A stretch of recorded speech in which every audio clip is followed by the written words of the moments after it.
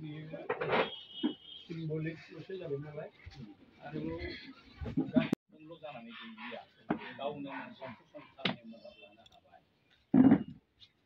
1953 मायथाइनि 2 मार्च मंगलबार आथिखाल चिरां जिल्लानि बिजनी नोगोरनि साहा थानाय सिलबारि बांबुरबारि गामियाव बिफा खासिया हाज'वारि आरो बिमा खुजि हाज'वारिनि गोरबोआव अनजालु फिसाला पद्मश्री डक्टर मंगलसिं हाज'वारिनि जोनोम जायो। उन्दै समनिफ्रायनो सोलोंथाइ लानायजों लोगोसे न'खरनि रांखान्थियारि जेंना जेंगोनाखौ सुस्रांहोनो थाखाय फोरोंगिरिनि हाबा मावनानै राव थुनलाइ हारिमु आरो समाजनि हाबा मावबोनानै बे थाखोसिम सफैनो हानाया थारैनो इसोरनि बोर मोननाय गेदेमा सुबुंफोरनि थाखायसो आरजाथाव होननानै सानजायो। मोनसे समाव बिथाङा दा ट्रेडिशनेल फेस्टिभेल अफ बड' एस्थेटिकेल स्टाडि आयदानि सायाव बिजिरसंनानै गुवाहाटी मुलुगसोलोंसालिनिफ्राय डक्टरेट डिग्री मोननो हायो। बेनि अनगायैबो doctor of education, doctor of literature, 2005 मायथाइयाव साहित्य एकाडेमि, 2021 मायथाइयाव पद्मश्री आरो 2022 मायथाइयाव साहित्यिक पेन्सन मोननो हानायनि अनगायैबो दासिम बिथाङा हारि माहारि हादोरारि आरो हायुङारि बायदि आफाद एबा फसंथानफोरनिफ्राय गासै मोन 58 बान्था आरो मान बिलाइफोर आवथायनो हाबाय।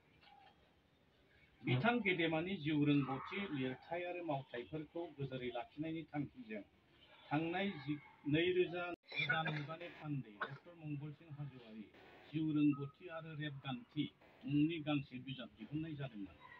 फरायगिरि रायजो राजाफोरजों बे बिजाबनि अनसायजानायखौ नुनानै दिनै बिथांनि 70थि बोसोरारि जोनोम सानजों लोब्बा लाखिनानै बे नैथि बिसान जिउ खौराङारि बिजाबखौ दिहुननो लानाय जादों। बे बेसेबा गेदेर आरो बेसेन बहरा हाबाफारिखौ मावफुंनो गाहाय सुजुगिरिनि बिबान रुजुननो मोननाया आंबादि सासे नेहाथ सुबुंनि थाखाय खाफाल गोनांनि बाथ्रा होननानै आं सानो। बिजाबनि मुंखौ 2009 मायथाइयाव गुवाहाटी दूरदर्शन केन्द्रआ फोसावनाय डक्टर मंगलसिं हाज'वारिनि जिउ खौराङारि डकुमेन्टारि फिल्म दिहुननायाव होनाय बिमुंखौनो सायख'नानै दोननाय जादों। हांख्रायनाय बादियै जाय बिथांमोनहा गावसिनि मुखुब समनि गेजेरजोंब्लाबो दुंब्रुद गोसोजों लिरबिदां दैथायहरनानै बे हाबायाव जोंखौ मदद खालामबाय, बेनि थाखाय लिरगिरिफोरनिसिम रोजा रोजा साबायखर बावहरबाय। आथिखाल मुगायाव जेरावबो जेथिंबो जाखांफुनो लानाय बर' माहारिनि थाखाय बिथांनि सोरजि आरो मावथाइफ्रा बेसेबा गेदेर बिहोमा आरो थुलुंगानि फुंखा होननानै जों गनायो। गावनि सोरजि आरो मावथाइनि गेजेरजों बिथाङा दिनै हारि हादोर आरो गुबुन गुबुन हादोरावबो सिनायथि मोननायजों लोगोसे गनायथिबो मोननो हाबाय। गाहायाव मुंख'जानाय गुनफोरनि बिगोमा गेदेमा सुबुं पद्मश्री डक्टर मंगलसिं हाज'वारिनि बागै फंफा रावै गोथों आरो गेबेङै बेखौनो बुंजायो।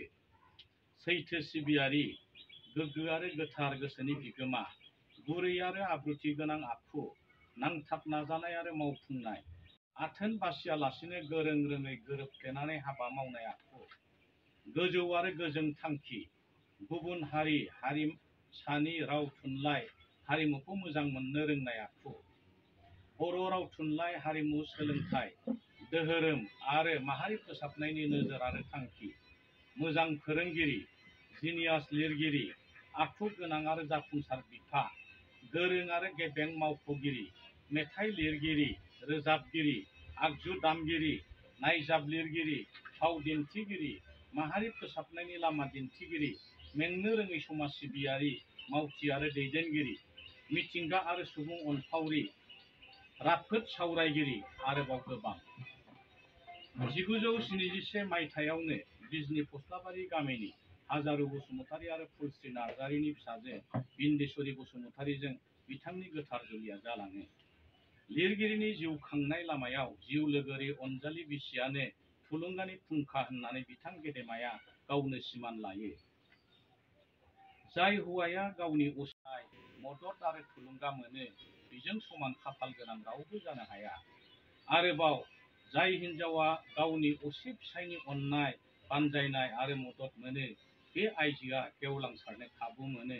बुंनाय बादिनो पद्मश्री डक्टर मंगल सिंह हाज'वारी आरो अनजालि बिसि बिन्देश्वरी हाज'वारीनि हाबा जिउआ हौवासा 2 आरो हिनजावसा 7 गथ'फोरखौ लानानै सुखु गोजोनै बाबेनलांगासिनो थादों। सेथि गथ'आ doctor Anjali Hajowary MA PhD, नैथिया देरहास्रोन हाज'वारी MSW, थामथिया रंजालि हाज'वारी MA, ब्रैथिया जांगिला हाज'वारी MA BEd, बाथिया doctor Rupasri Hajowary MA BEd PhD आरो दथिया माइनाव हाज'वारी MA BEd उथ्रिनाय। मख'नो गोनांदि बिथांनि गासै गथ'फोरानो बर' बिजोंजों फरायजोबनाय, आथिखाल हाबा जाजोब्बाय आरो गाव गावनि आथिङाव गसंथानानै मोजाङैनो संसार जागासिनो दङ।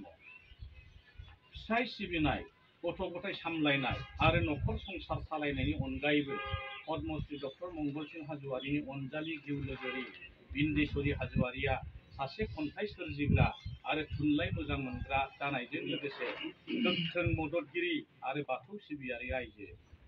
बिथाङा राव सोलायनाय माइनानि सल' आरो 2013 मायथाइयावनो जिउनि मोन्दांथि मुंनि गांसे खन्थाइ बिजाब दिहुननानै बर' खन्थाइ मुलुगाव गावखौनो सासे खन्थाइगिरि महरै गायसनखाबाय।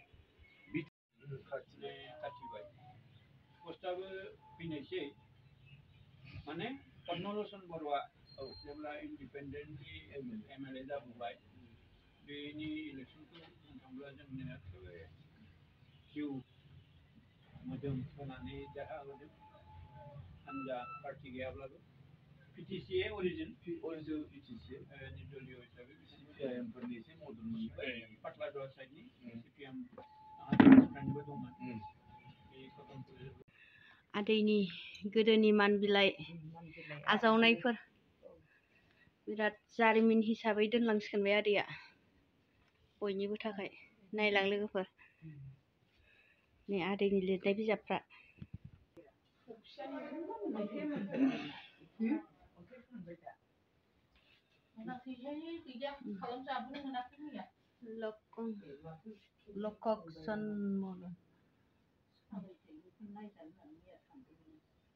आदैनि सेंग्रा समनिहाय नै आदैनि सेंग्रा समनि आदैनि मोननाय माबाफोर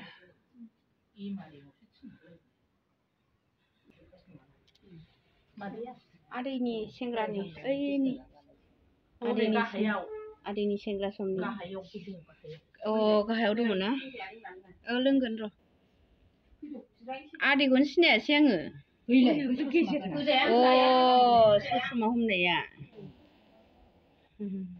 नै आदैया हाज'वारी सारा गोदो माबायदिमोन सेंग्रायावबो जेन्टेल स्टेन्डार्ड खाथार बिराद स्टेन्डार्डमोन लोगोसे नै आरो नैबेयावबो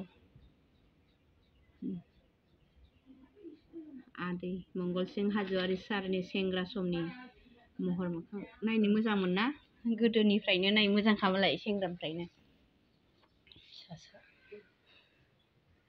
आब'